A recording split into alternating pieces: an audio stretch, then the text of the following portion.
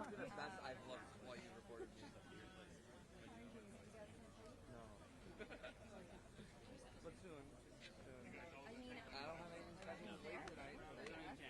no, I know. Don't want to jinx it. Nothing's on my calendar yet. They wanted to control the schedule.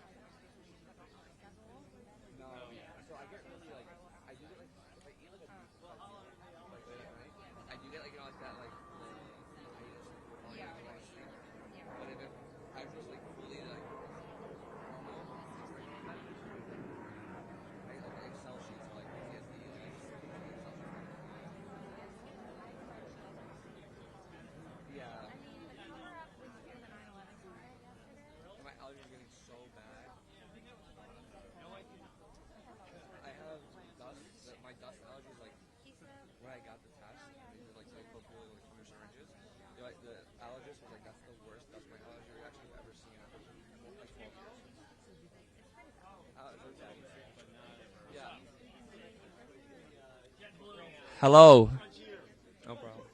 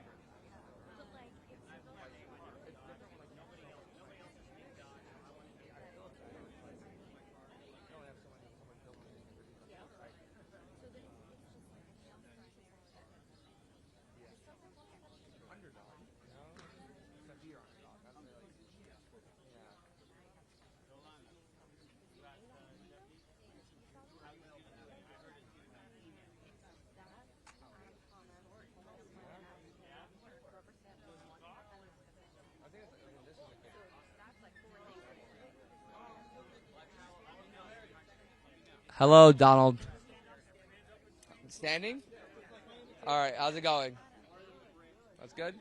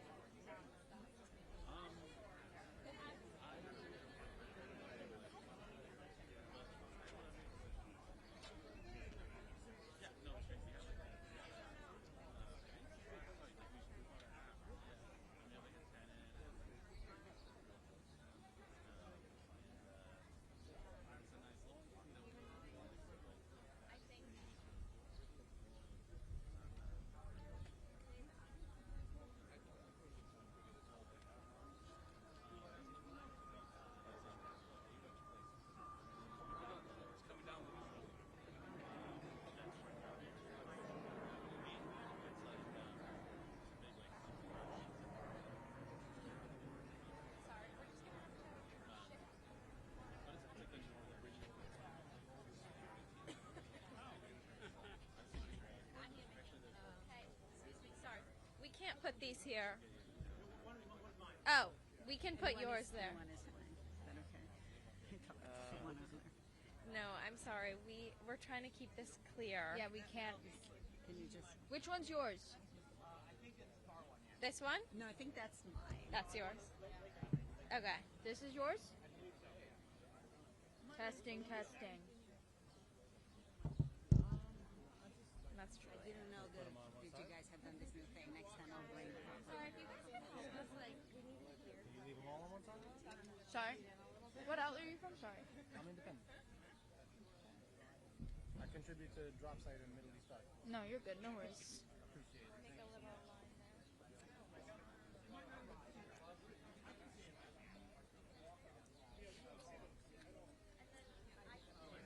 Can I do just one thing? Can I just, Penelope? Look what I'm going to do. Oh, Penelope, sorry.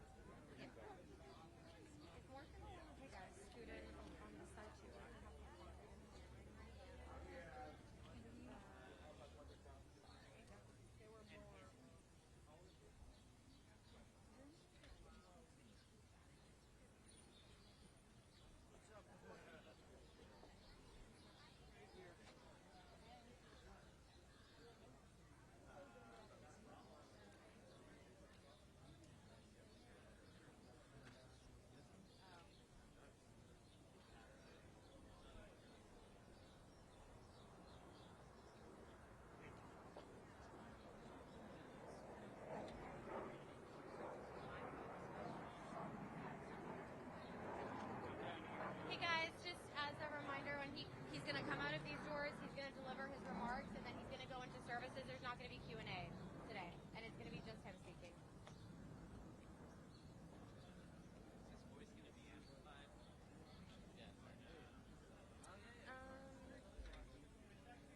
Donald, this doesn't like amplify his voice, right?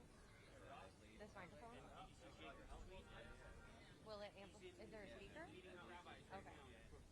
No. So if you want to come into the middle section to be closer too.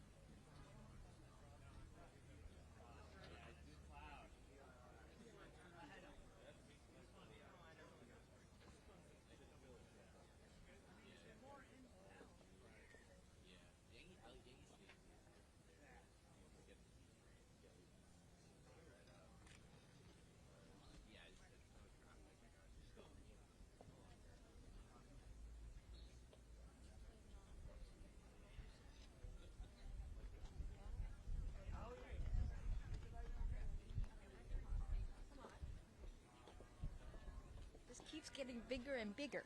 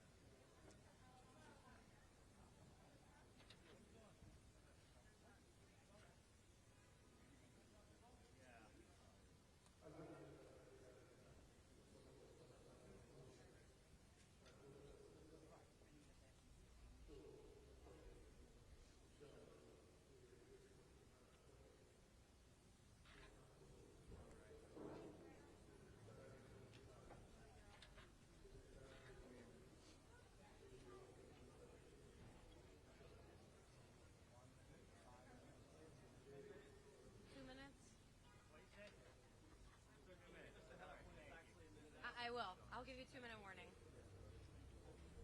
Hi.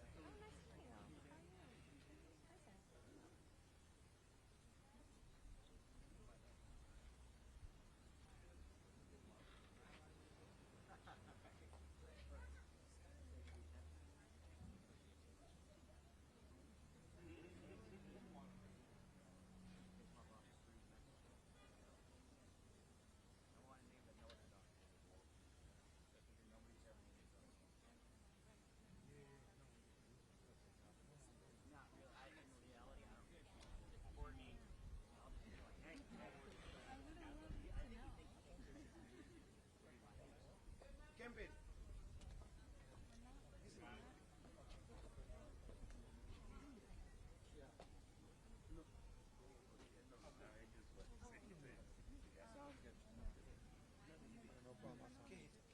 How are you? Perfect.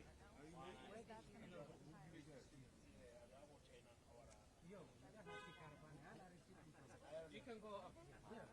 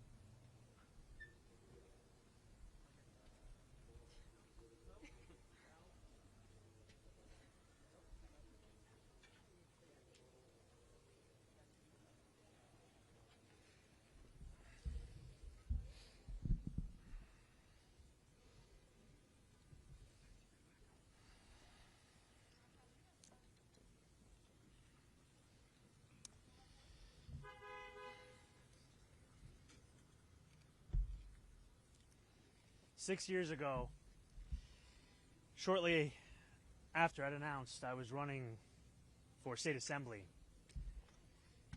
a well-meaning Muslim uncle pulled me aside. He smiled softly and looked at me with care.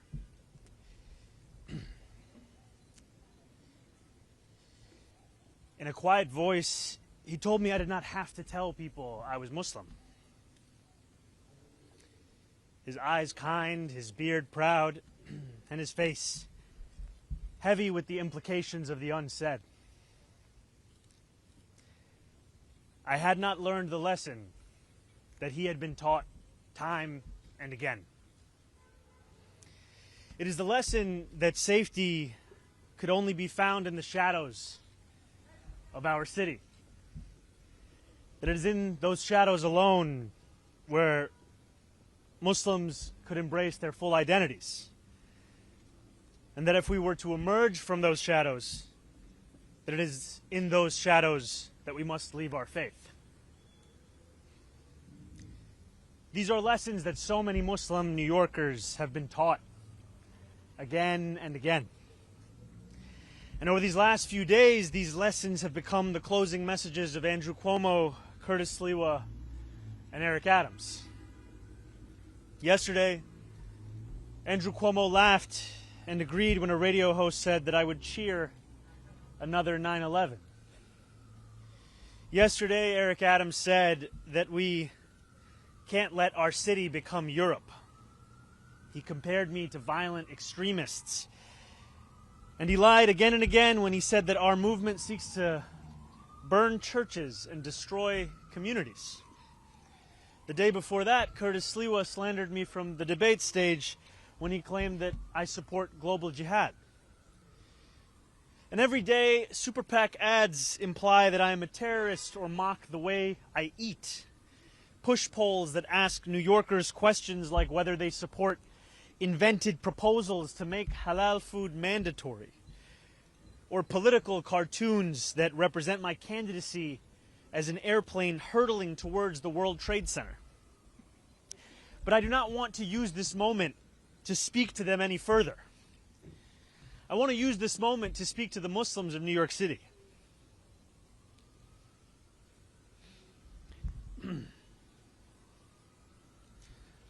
I want to speak to the memory of my aunt.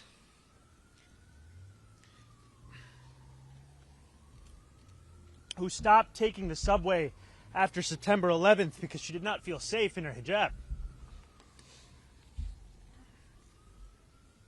I want to speak to the Muslim who works for our city. Whether they teach in our schools or walk the beat for the NYPD. New Yorkers who all make daily sacrifices for the city they call home, only to see their leaders spit in their face. I want to speak to every child who grows up here, marked as the other, who is randomly selected in a way that never quite feels random, who feels that they carry a stain that can never be cleaned. Growing up in the shadow of 9/11, I have known what it means to live with an undercurrent of suspicion in this city. I will always remember the disdain that I faced, the way that my name could immediately become Muhammad, and how I could return to my city only to be asked in a double-mirrored room at the airport if I had any plan on attacking it. And since I was very young, I've also known that I was spared the worst of it. I was never pressured to be an informant, like a classmate of mine. I've never had the word terrorist spray-painted on my garage as one of my staff had to endure. My mosque has never been set on fire. To be Muslim in New York is to expect indignity. But indignity does not make us distinct. There are many New Yorkers who face it. It is the tolerance of that indignity that does. Since I announced my candidacy for mayor 1 year ago yesterday, I have sought to be the candidate fighting for every single New Yorker, not simply the Muslim candidate. I've carried these indignities with me each moment of this race, doing so all the while as the first major Muslim candidate in the history of our city. I thought that if I could build a campaign of universality. I could define myself as the leader I aspire to be, one representing every New Yorker, no matter their skin color or religion, no matter where they were born. I thought that if I worked hard enough, it would allow me to be that leader. And I thought that if I behaved well enough, or bit my tongue enough in the face of racist, baseless attacks, all while returning back to my central message, it would allow me to be more than just my faith. I was wrong. No amount of redirection is ever enough.